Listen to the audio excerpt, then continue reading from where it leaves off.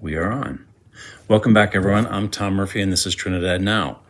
With me today is Derek Navarette, current incumbent Los Animas County Sheriff, running for office this November. Derek, thank you for joining me today. I appreciate it. Thanks, Tom. Thanks for having me. You Glad bet. to be here.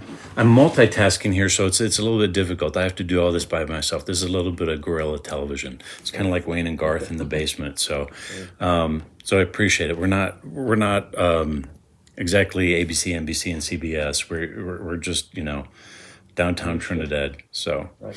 but I appreciate it. So, Derek, I've been doing these interviews for, 15, 16, 17 years and different candidates. And so I appreciate you taking time out on this Saturday to sit with me and talk.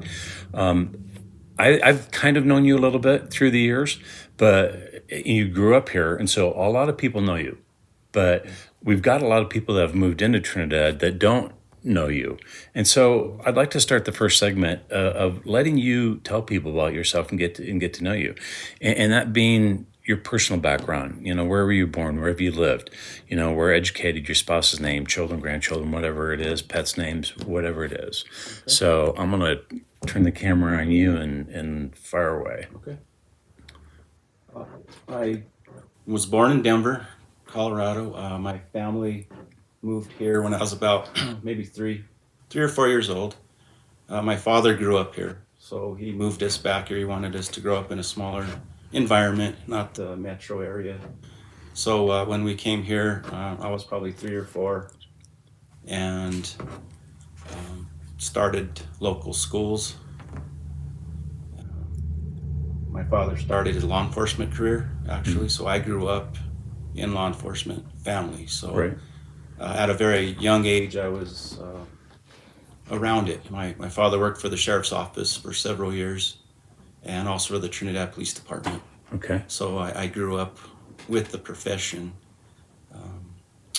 My early years, I went to Honey schools, elementary, Right. junior high, and I graduated in 1990 from Trinidad High School. Okay. Do you have siblings? Yes, I have 3 sisters and 3 brothers. Wow, big family. Yes, come from a big family. I'm in that too. I'm 6 out of 7. Right, and 2 of my older brothers were actually state patrol. They were troopers. They still are. They were They're both retired. both retired. Yes, but Okay. that's also another reason why I was really interested in this profession. I grew up around it. Right. Well, for me too. There was a lot of law enforcement shows. Some of mine would predate yours, like One Adam 12. Right. Did any of that have an influence on you? Not so much. I didn't watch a whole lot of TV growing up. We were outside playing sports mostly. I grew up in athletics. That's what I did. Right. That took most of my time, but I was subjected to the profession pretty much my whole life. Right. So I was able to ask questions, see how they do things. So I think that gave me kind of a head start. Right. So your dad worked for both the sheriff and the police department in time? Yes, he did. Yeah. So any memorable stories, from when he came home that still stick with you? That He got in a lot of fights back in the day. It was just that's what people did, and those stories he'd tell us. So right. yeah, and that kind of stuck with me. Just the arrests and different. It was interesting. We used to always play cops and robbers on our bikes and different things. That's how I grew up, and then I'd listen to his stories, and some were good, some were bad, but he'd at least let me in on kind of what this was all about. I'm not so sure he wanted me to do this in my life, but right. It's what I grew up with, and I think he's proud of what I've done. So even though he always says he never wanted this for me, but I think he's enjoyed the things I've accomplished. Well, that's interesting. And so, at what point? Before we get into your other personal life, but following law enforcement, so you graduated in 1990, and you got started then in law enforcement when? And actually, 1996 is when I started in the profession. I got hired here actually at the sheriff's office. I worked at the old jail over here at the courthouse as a detention officer. That's where I started. Right. And slowly worked my way up to patrol. Got to work the road. Eventually, I worked my way up to a sergeant's position. And then I took a short break from 2001 to 2003. I joined the Colorado State Patrol for 2 years. So I was stationed in Vail. So I did a term up there. And then in 2003, Jim Casillas got elected, and he asked me to come work for him. So I moved here in 2003 and began as his undersheriff. Okay. The do you have any interesting stories about the old jail? I mean, I kind Yes. of went in there a couple of times, not being detained, just Right. you know, Very interesting place. 4 floors, no elevators, big skeleton keys you had to carry around, maybe 5 to 10 pounds of keys with you. You had to walk the floors, the stairs. And yeah, there were some interesting times in there. A lot of people say there's things that go on there. I can Okay. attest that there's some weird things that go on. so so are you alluding to like ghosts and things? Yeah, I don't want to go so far as that, but yeah, there's been some weird instances. Right. I don't know if it's just people telling me stories and then it gets with you, but yeah, there's some interesting aspects of the building. I think it was former Sheriff Gerardo, because I interviewed him for some things, and I should probably try to find those. But I think he told me a story about being out and about and seeing somebody that was supposed to be in the jail, and it said somehow they'd gotten a window loose or something, and they were out either in an alley or in a bar or whatever. It's like, Yeah. what are you doing? Yeah, it wasn't the most secure place at times. It just wasn't built for security, unfortunately, but we did the best with what we had there, and Right. there were some interesting days and nights in that building. Well, I mean, I was here when they got the bond passed. I remember Sheriff Gerardo at the time going around and letting people know that we got to the point where they were going to just shut it down Yes. if we didn't build a jail. Yeah, it was getting to the point where it's not habitable, and so thankfully, in 2000 is when we moved to the new jail. I was working for Sheriff Gerardo at the time when we made the transition to Right. the new facility. Right. Interesting. So let's talk a little bit more about your personal life. So, I mean, I know Cheryl, so not real well, but tell us about your family life. Well, I've been married to my wife, Cheryl. We're 27 years. We've been together nearly 30. You're not that old. I feel like it. So, well, we started when we were young. Right. I have to really thank her. Without her love and support, honestly, I wouldn't be where I am today. She's been by my side throughout this whole career that I've chosen since '96. So she's been through a lot, and I can't thank her enough for the support and just being there. She's my rock at home, and Right. it's very difficult being a spouse in this profession. So, when you say difficult, there's a lot of stress. I can't even imagine what it is being sheriff that you bring home. Right. So, And it's the late nights, it's working holidays, whatever, getting called out, not at home a lot sometimes. right. And that's hard to deal with at times. So she needs to be commended for hanging in there because it's not easy. Right. Is she a local Trinidad girl? Yes. Okay. So you guys knew each other when you were young, Yeah, we knew each other, and then after high school right? was when we met. And that's where we began. So, but yeah, she's from here. Okay. So what about you guys have kids? Yes, a son, Tyler, and a daughter, Avery. My son's a diesel mechanic for Evergreen Resources, Okay. and my daughter, Avery's a college student. She here No, she goes to CU. to see you? Yes. Okay. Anything else in your personal background that will let people know a little bit more about you, Derek? I grew up around this area. One of our favorite things to do was the rodeos back in the day, so I was always there. My father participated in a lot of the rodeo events, so I kind of grew up with a lot of the ranching community kids. So I went to school with them, so that's kind of what we did. We just kind of did the community events and played sports. That's basically how I grew up, just having as much fun as we could, just without getting into too much trouble. Right. The rodeo. You never rode any bulls or No, anything I like never that? did that, but I had plenty of friends that did and were involved in it, so it was always fun to go watch. I got some up close shots 10, 15 years ago of the bulls. I can't imagine people getting on top of one. Yeah, that's crazy. Yeah. I couldn't do it.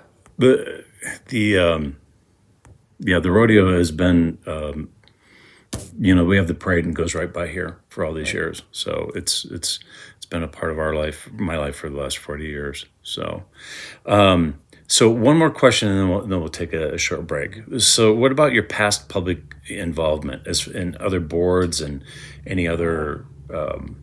I served 4 years on the Trinidad Ambulance District Board back in 2016 to 2020.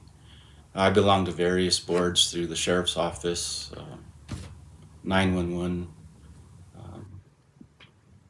I haven't really been involved in too many up the state just because we belong to the Colorado Sheriff's Association. They have plenty of opportunities. It's just being so far down here, it's hard to be on some of those boards. I've thought about it, but it's just the travel time because a lot of them deal with areas or issues in Denver and legislative issues. I'd like to be more involved. It's just the distance, but maybe at some point, maybe I'll see if there is a board I'm interested in. Yeah, I imagine you have enough to do, and I don't want to dig too deep into this, but I imagine it's staffing and everything that you have a lot on your plate. Yes. When there's shortages and whatnot, you're the guy that fills in. I'm sure. Yes, I'll go for calls for service. I don't stop, and usually when I'm here. So we're short staffed most of the time, and that's due to illnesses or vacations and just staffing in general. So no, I do calls for service and help out wherever it's needed. Well, that would make sense. That's why I could understand people think involvement in state committees and things like that, would be beneficial. But it's like you'd have to duplicate yourself a couple of times. It is, yeah. So, and we are far away from Denver. We are. So, and at that point, I trust that they put those positions with sheriffs that can represent us. So right. I'm more concerned here in my community and helping here and being here, right, rather than okay. Well, we're going to take a short break, so I'm going to bring the graphics up and mute us, and so we can breathe here. So, guys, I'm Tom Murphy. I'm here with Derek Navarette, and we'll be back. Let me put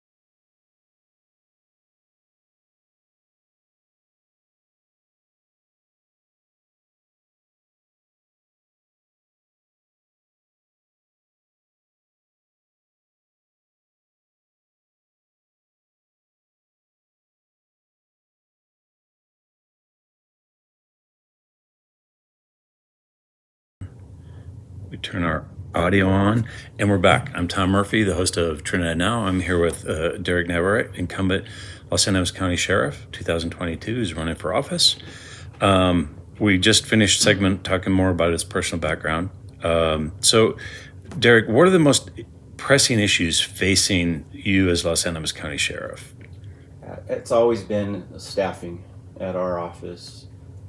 Our budgets have been challenging the past few years. They've gotten better with the passing of the tax initiatives and the public safety taxes and a lot of grant work we've been awarded. And so that has been probably an issue, is staff and retaining, keeping people here. Right. It's been, the history of our office has been, we will hire, we train, and because there's better opportunity elsewhere, they move on. And so that's our goal, is to try to keep people here. I have a really great staff at this moment. They're dedicated, they work hard, and I'm trying to keep that going so they can stay here and actually, raise their families here and afford to live. So it's getting a lot better with those initiatives, but that's one of the biggest things that I have faced in the past, is just keeping. But I can tell, as of now, hopefully by December, we're going to be at full staff, and that hasn't happened in years. So, what is full staff? I mean, what sort of number are we looking at? 14 in the detention staff, and that will be, I'm planning on 10 to 11 certified deputies. That is what I've been given with my current budget. So we will be at full staff. I have 2 employees that are actually getting certified at the moment. So hopefully by the end of December, they'll be ready to go as post-certified officers. What does it take to get certified to be an officer? You have to pass. Or deputy. Actually, there's in your office they're deputies, in Yes. the place they're officers. Yes. That's correct? Yeah. The training is basically the same. The certifications, they have to go through an academy, usually 22 weeks long, and they give you a lot of information in a short amount of time. And then you pass certain courses and tests, and then you pass a state test that certifies you to be an enforcement officer. Didn't the college not that long ago have an academy? They did. The college here did have a post academy. I can't remember when that went away, but it's no longer active. So there are several other agencies and institutions around the state that still offer that. So when you're training people, so the county then pays, do they have to go to Pueblo or Springs or Denver, and you guys pay for them to stay for the 22 weeks? Actually, yes. What we do is this academy that we're sending our people to now, it's a base fee, and then the housing and everything's included. Do you have women on your staff?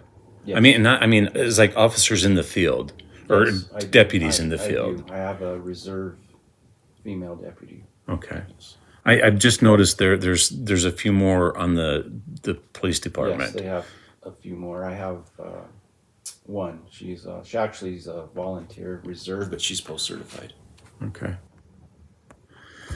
So come December, fully staffed. That's got to be a relief for you. It is. We were running short staffed while they're training, so we're having to pick up a lot of the extra work.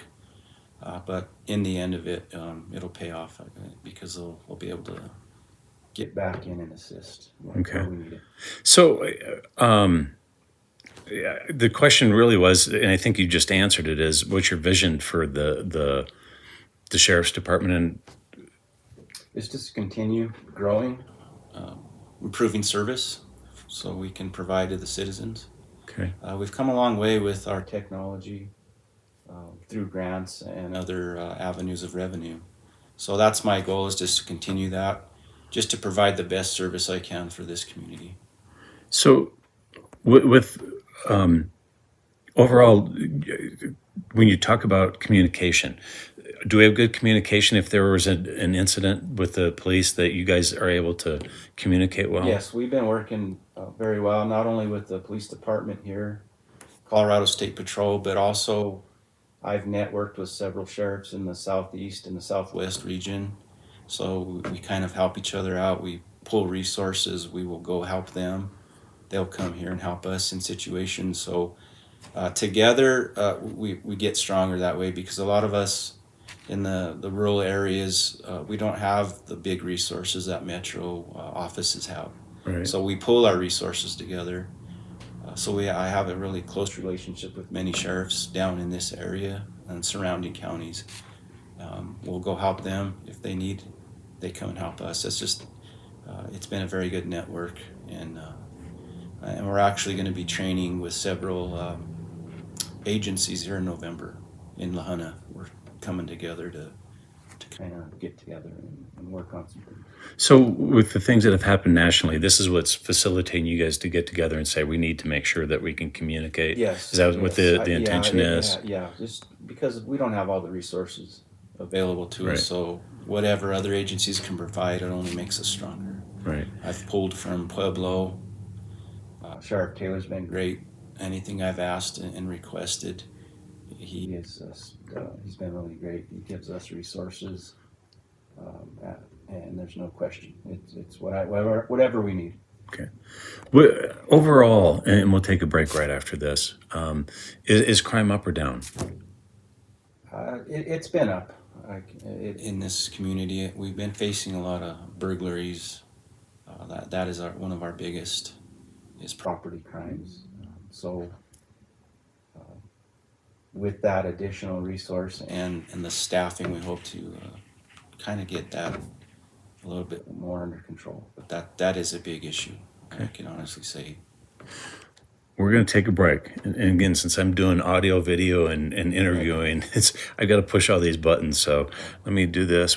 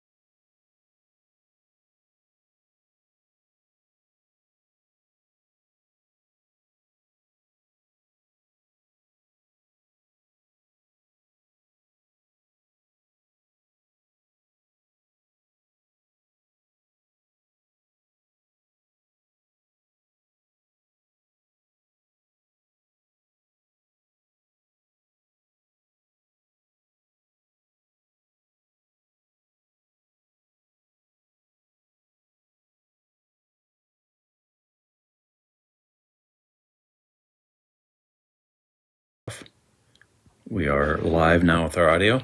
I'm Tom Murphy. This is Trinidad Now. I'm with Derek Navarette, incumbent Los Angeles County Sheriff 2022. We're going to wrap this up, this last segment here. This has been an easy interview. You're easy to talk to. So the only thing that I can think of, that I think that some people might like to know is what sort of budget are you looking at? What sort of money is the county expending towards the sheriff's department and to the jail? Right. So we're in the budget process right now. We're working on meetings at this point. This is where we start kind of seeing where we're at, what we need to be, and what we can put in for as far as the next year. We normally we're looking between the two, patrol and jail side. Our budget's nearly probably 1.2 million together. So it takes quite a bit to run efficiently. So that we're working now closely with the Board of Commissioners and the county. We meet several times, we'll go over the things that we absolutely need, keeping in mind that there are several other county departments, elected officials that are drawing from the same revenue. So it's a difficult process because everybody needs something. We need a lot just to keep going 24 hours a day, 7 days a week. The jail doesn't stop. Right. We continuously run 365 days. We work every single day. So keeping that in mind is the difficult process because everyone needs something. So we got to work together. I try to work closely with all elected officials, county departments, city. Just you got to be on the same page. And if you're working together and they understand, hey, I might need this. Can we take some from here? It's a process that is with collaboration, and it's gotten a lot better over the years. Elected officials are very respectful of one another and their departments. So we talk a lot, and we say, what do we need here? Can we take some from here to here? I need this. It varies from year to year. I have a few line items in my budget that are just not, you can't just put a number on. The emergency services, it can go either way. So that's a difficult process. So we set a limit, but then I may go over just because of circumstances beyond my control. But that's basically where we're at this point, where we're working on right now, and hopefully we'll have it out and probably a couple more meetings by December. It'll be final. Okay. One thing I just thought of too, being the sheriff of what's the fourth or fifth largest county in the United States. Yeah. What about fire? I mean, you guys have an involvement too, even when there's fire, isn't there? Yes, we do assist. The sheriff's position is also designated as the fire marshal, so I'm involved in the fires. We work closely with all fire districts and volunteers. I rely heavily on the fire chiefs. We meet once a month to go over what we need to do, what we need to do better.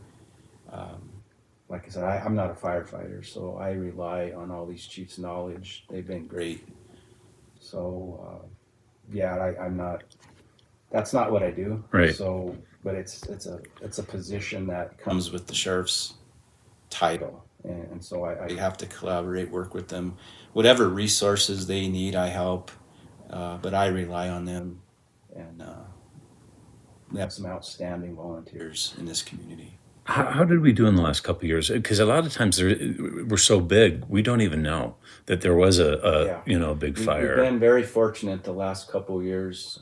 The moisture and the rain that we got this past summer was really great because it wasn't looking good in the early spring with all our wind and the dry.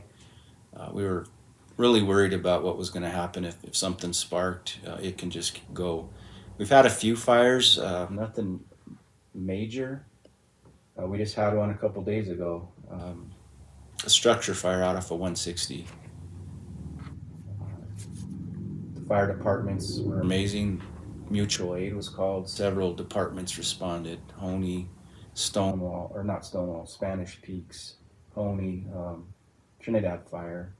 We all came together, and plus the county, so they were able to contain that fire from getting to the brush. So they work so well together. We're just very fortunate to have the fire department volunteers that we have. Cool. Derek, thank you. Is there anything when I do these interviews that I've left off the table that you'd like to talk about? I don't think so. Okay. Well, I appreciate it. And I'm going to put this up today or tomorrow. Well, it'll be today at some point. And I hope people will watch. I know we have Meet the Candidates on October 10th, and I'm not sure if I'm going to live stream it or if I'm going to film it and put it on later. Sometimes we have issues when we live stream. So, but the last thing I'd like to do is to offer you just the chance, even though these don't look like cameras, because all my equipment's gotten, into tiny little iPads. Right. But whatever message you like to say to the people is you're going to look at, let me bring that camera up, is looking directly into the camera here is tell people whatever you want as far as voting for you. Well, I would truly appreciate your support, and on November 8th, I could honestly say that I am going to remain committed and dedicated to serving and protecting this community that I grew up in. And that's not going to end. So if I would really appreciate that, and you can count on that. I believe I'm the most experienced and knowledgeable candidate for this position. I got 24 years with this agency alone, 26 years of experience in law enforcement, and nearly 20 in administration. So I know what needs to be done, and I'm going to continue to do that. So I would appreciate your support on November 8th. Thank you.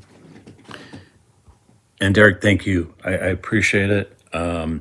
As I said, this will go out today, and I hope people get a chance to watch, to get to know you.